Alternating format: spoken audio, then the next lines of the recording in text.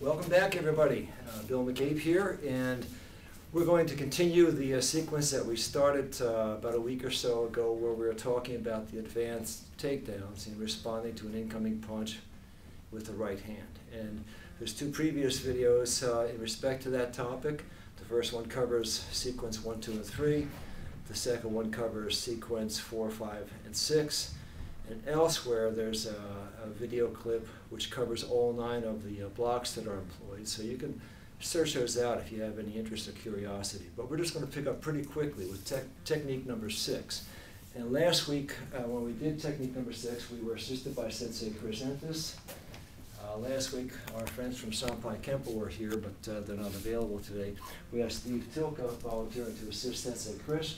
And Steve's going to be the attacker. You get to attack position with your right hand back. And we're doing this at moderate speed, again, for demonstration, slow motion demonstration, and sharing purposes. Chris throws the right punch to Sensei Chris. Sensei Chris does a block, and he's going to duplicate the technique that we did last week as number 6, basically doing a bent wrist lock, spinning Steve around, and putting him into a lock position. That's where it ended last week. And this actually can be an ending position because Sensei Chris has the option of several strike points on Steve's body while he keeps the arm pinned momentarily. And if you demonstrate 1 or 2 attack locations, if you will, sir. Got knee strikes, hand strikes, using knuckle strikes to the hands. He can step on vital targets, and so forth.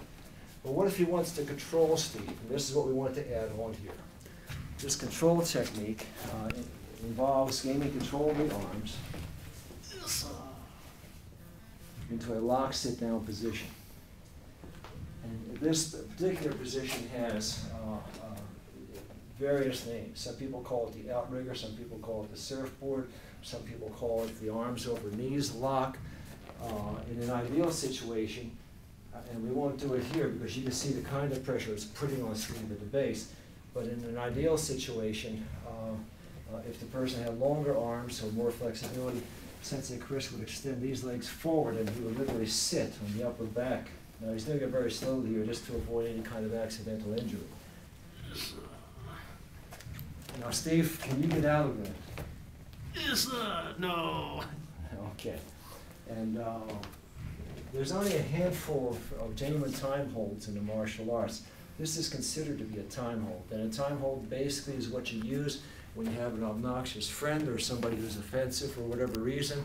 You don't want to seriously hurt them. You put them into a position like that until they relax and they're able to submit and just move on.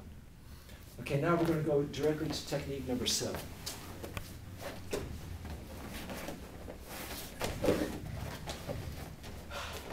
Steve is the attacker after his shoulders relax a little bit. Okay. And he's executing the full technique right here, and we'll talk about it in detail in just a second. Okay. Now stand back up again, if you will,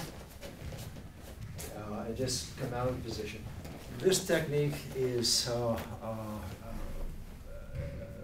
2-hand block of an incoming punch. It's a swing block or a crane block. It's establishing control of the incoming arm and going around immediately into a choke and lock position.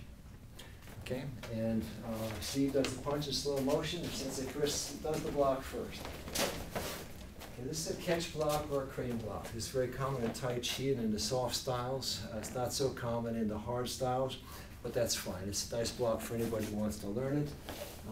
Sensei Chris goes from this position into a control move, swings through. Now come back here to the camera if you will. Note the control, the leverage, and the control of the attacker's balance as he's about to reach around into the choke position. And this is a very typical neck choke wrapping around the upper neck.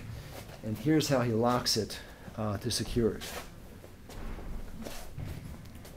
And this is called either the Panther lock or the hook lock. Some people call it the Iroquois lock or Indian wrestling lock. It's a very nice lock because it's very hard for someone to pull out of that. It's a very secure lock, and once your hand is in that position, you have the ability to really amp up the pressure on the neck. Now, quite honestly, Steve's tapping out because even holding that position in a relaxed fashion puts enough pressure onto the upper neck that Steve begins to feel the loss of blood flow and a slight sense of dizziness just from the restriction to the upper neck. So this kind of stuff has to be practiced under the guidance of a very competent black belt, if only because of the potential issues of injury if you practice it in a careless fashion. Sensei Chris applies it one more time at the top, and without putting too much pressure on. He's doing it in a relaxed fashion now. And this is essentially how we practice, because if you practice these with full bore application, you only get 1 or 2 repetitions, and then you have to stop. And to really master it, you have to have multiple repetitions.